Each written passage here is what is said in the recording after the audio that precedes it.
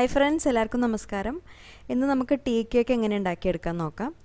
നമ്മൾ ബേക്കറിയിൽ നിന്നൊക്കെ വാങ്ങിക്കഴിക്കുന്ന ടീ കേക്ക് ഓവനും ബീറ്ററും ഒന്നും യൂസ് ചെയ്യാതെ വളരെ എളുപ്പത്തിൽ നമുക്ക് വീട്ടിലുണ്ടാക്കിയെടുക്കാം. അപ്പോൾ അതെങ്ങനെയാണ് നോക്കാം.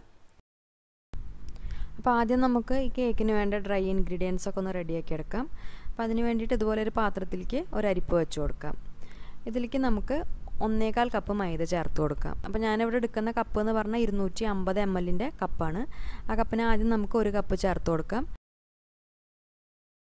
അതിനുശേഷം ഒരു 1/4 കപ്പും കൂടി ചേർക്കാം. അങ്ങനെ മൊത്തത്തിൽ 1.25 കപ്പ് മൈദയാണ് നമുക്കിതിനായിട്ട് വേണ്ടത്. അതിനുശേഷം നമുക്കിതിലേക്ക് 1 ടീസ്പൂൺ ബേക്കിംഗ് പൗഡർ ചേർത്ത് കൊടുക്കാം. പിന്നെ ഈ കേക്കിലെ മധുരം ഒന്ന് ബാലൻസ് ചെയ്യാനായിട്ട് ഒരു 2 നുള്ളു ഉപ്പും ചേർത്ത് കൊടുക്കാം. അപ്പോൾ ഈ മൈദയിൽ കുറച്ച് കട്ടകളൊക്കെ ഉണ്ടാവും. അപ്പോൾ അതൊന്ന് സെപ്പറേറ്റ് ചെയ്തെടുക്കാൻ വേണ്ടിയിട്ടാണ് നമ്മളിങ്ങനെ അരിച്ചെടുക്കുന്നത്. പിന്നെ ഈ ബേക്കിംഗ് പൗഡറും മൈദയും എല്ലാം കൂടിയിട്ട് നന്നായിട്ടൊന്ന് മിക്സ് ആവാനും അങ്ങനെ അരിച്ചെടുക്കുന്നത് നല്ലത് തന്നെയാണ്. കണ്ടില്ലേ, നമ്മളിങ്ങനെ അരിച്ചെടുക്കുമ്പോൾ ഇതുപോലെയുള്ള കട്ടകളാണ് കാണുക. അപ്പോൾ നമുക്കത് പെട്ടെന്ന് തന്നെ കളയാൻ എളുപ്പമായി. ഇനി നമുക്ക് ഇത് വേണമെന്നുണ്ടെങ്കിൽ 1-2 പ്രാവശ്യം കൂടി നന്നായിട്ടൊന്നും കൂടി അരിച്ചെടുക്കാം. ഇപ്പോൾ ഒരു 3 പ്രാവശ്യം ഈ മൈദയുടെ മിക്സ് നമ്മളിവിടെ അരിച്ചെടുത്തിട്ടുണ്ട്. ഇനി നമുക്കത് മാറ്റി വയ്ക്കാം. ഇനി അടുത്തായിട്ട് നമ്മൾ കേക്ക് ബേക്ക് ചെയ്തെടുക്കുന്നത് ഓവനിലല്ല, ഇതുപോലൊരു പാത്രത്തിലാണ്. അപ്പോൾ ഈ പാത്രം ആദ്യം നന്നായിട്ടൊന്ന് ചൂടാക്കി എടുക്കണം. അപ്പോൾ ഞാനിവിടെ എടുത്തിട്ടുള്ളത് നോൺ സ്റ്റിക്കിൻ്റെ പാത്രമാണ്. അപ്പോൾ നോൺ സ്റ്റിക്ക് പാത്രം തന്നെ വേണമെന്നൊന്നുമില്ല കേട്ടോ. നമ്മുടെ കയ്യിൽ അടി കട്ടിയുള്ള പാത്രങ്ങളൊക്കെ ഉണ്ടാവുമല്ലോ. അപ്പോൾ അങ്ങനെയുള്ള ഏതെങ്കിലും ഒരു പാത്രം വെച്ച് കൊടുത്താലും മതി.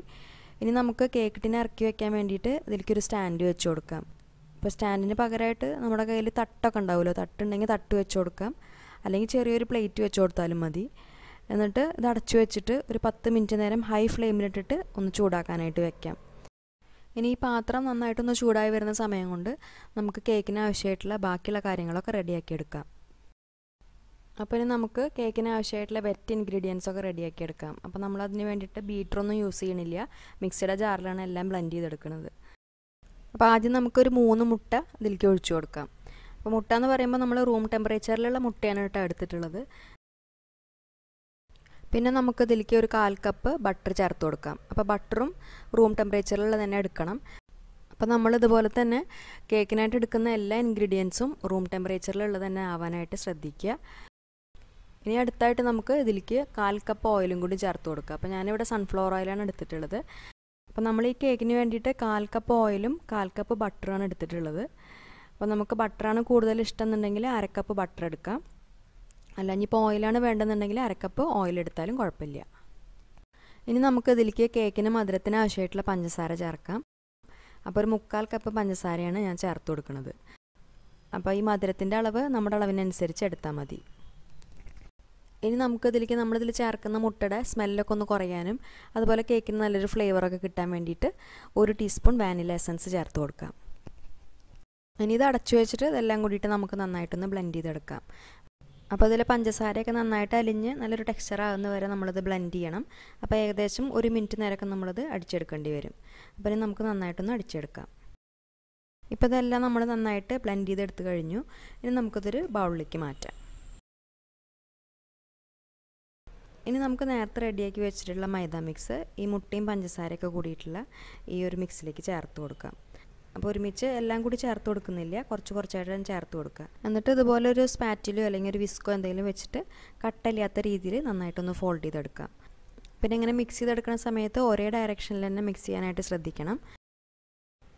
അതുപോലെ തന്നെ നമ്മളിങ്ങനെ മിക്സ് ചെയ്യുമ്പോൾ ഓവറായിട്ട് മിക്സ് ചെയ്യാനും പാടില്ല. ഓവറായിട്ട് മിക്സ് ചെയ്ത് കഴിഞ്ഞാൽ പിന്നെ നമ്മൾ കേക്ക് ഉണ്ടാക്കിയെടുക്കുന്ന സമയത്ത് കേക്ക് അധികം പൊന്തി വരില്ല. അപ്പോൾ ജസ്റ്റ് ഒന്ന് ഇങ്ങനെ മിക്സ് ചെയ്ത് കൊടുത്താൽ മതി. അപ്പോൾ നമ്മൾ ആദ്യം ചേർത്തിട്ടുള്ള മൈദയുടെ മിക്സ് ഏകദേശം ഒന്ന് മിക്സായി വന്നാൽ നമുക്ക് ബാക്കിയുള്ളതും കുറച്ചായിട്ട് ചേർത്ത് കൊടുത്തിട്ട് ഇതുപോലെ ഒന്ന് മിക്സ് ചെയ്തെടുക്കാം.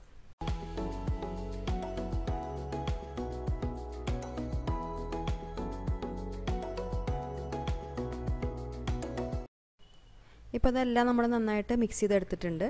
പക്ഷേ അത് കുറച്ച് തിക്കായിട്ടുള്ളൊരു ബാറ്ററായിട്ടാണ് ഉള്ളത്. അപ്പോൾ നമുക്കതൊന്ന് ലൂസാക്കി എടുക്കാം. അപ്പോൾ അതിന് വേണ്ടിയിട്ട് കുറച്ച് പാല് ചേർത്ത് കൊടുക്കാം. അപ്പോൾ ഞാനൊരു 3 ടേബിൾ സ്പൂൺ പാലാണ് അതിൽ ചേർത്ത് കൊടുക്കുന്നത്. എന്നിട്ട് നന്നായിട്ട് നമുക്കൊന്ന് മിക്സ് ചെയ്തെടുക്കാം. അപ്പോൾ നമ്മുടെ കേക്കിനുള്ള ബാറ്റർ ഇവിടെ റെഡി ആയിട്ടുണ്ട്. ഇനി നമുക്കത് ബേക്ക് ചെയ്യാനായിട്ട് ഒരു പാത്രത്തിൽ ഒഴിച്ചു കൊടുക്കാം. അപ്പോൾ അതിന് വേണ്ടിയിട്ട് ഞാനൊരു ലോഫ് പാനാണ് എടുത്തിട്ടുള്ളത്. ഇതിലെല്ലാ ഭാഗത്തും ഞാൻ കുറച്ച് ബട്ടർ തേച്ച് കൊടുത്തിട്ടുണ്ട്. ബട്ടറിന് പകരം എണ്ണ ആയാലും കുഴപ്പമൊന്നുമില്ല. അതിനുശേഷം നമുക്ക് ഈ ഒരു ഷേപ്പിൽ കട്ട് ചെയ്തെടുത്തിട്ടുള്ള ഒരു ബട്ടർ പേപ്പർ അതിലേക്ക് വെച്ച് കൊടുക്കാം. അപ്പോൾ ഈ ബട്ടർ പേപ്പർ വെച്ച് കൊടുക്കുമ്പോൾ നമുക്ക് കേക്ക് കരിഞ്ഞൊന്നും പോവാതെ അടി പിടിക്കാതെയൊക്കെ നല്ല പെർഫെക്റ്റ് ആയിട്ട് തന്നെ കിട്ടും. ഇനി നമുക്ക് റെഡിയാക്കി വെച്ചിട്ടുള്ള കേക്കിൻ്റെ ബാറ്റർ അതിൽ ഒഴിച്ചു കൊടുക്കാം.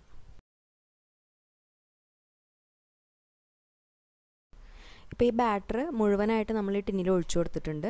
ഇനി നമുക്ക് ഇതിൽ വല്ല എയർ ബബിൾസ് ഒക്കെ എന്തെങ്കിലും ഉണ്ടെങ്കിൽ അതൊന്ന് പോയി കിട്ടാൻ വേണ്ടിയിട്ട് 1-2 പ്രാവശ്യം ഒന്ന് ടാപ്പ് ചെയ്ത് കൊടുക്കാം.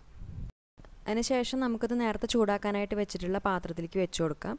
എന്നിട്ട് ഇത് അടച്ചു വെച്ചിട്ട് ഒരു ലോ ടു മീഡിയം ഫ്ലെയിമിൽ 40 മുതൽ 45 മിനിറ്റ് വരെ നമുക്കിത് ബേക്ക് ചെയ്തെടുക്കാം.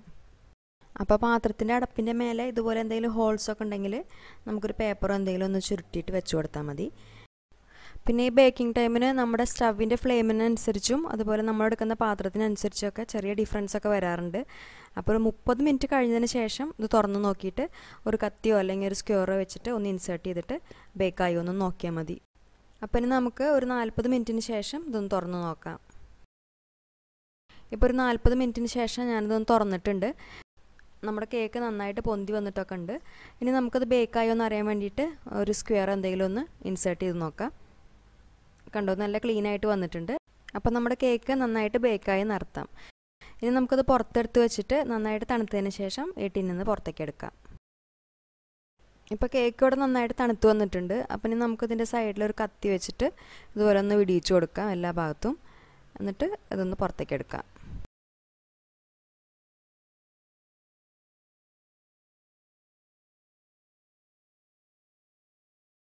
ഇനി നമുക്കിതൊന്ന് കട്ട് ചെയ്ത് നോക്കാം. കണ്ടോ, നല്ല പെർഫെക്റ്റ് ആയിട്ട് വന്നിട്ടുണ്ട്.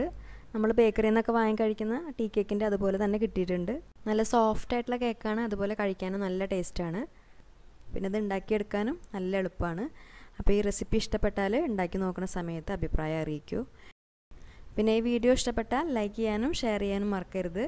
അതുപോലെ ചാനൽ സബ്സ്ക്രൈബ് ചെയ്യാത്തവർ ഒന്ന് സബ്സ്ക്രൈബ് ചെയ്തതിന് ശേഷം പുതിയ വീഡിയോസിൻ്റെ നോട്ടിഫിക്കേഷന് വേണ്ടിയിട്ട് സബ്സ്ക്രൈബ് ബട്ടൻ്റെ അടുത്ത് ചെറിയൊരു ബെല്ലൈക്കൺ ഉണ്ട്, അതും കൂടി ഒന്ന് ക്ലിക്ക് ചെയ്തോളൂ.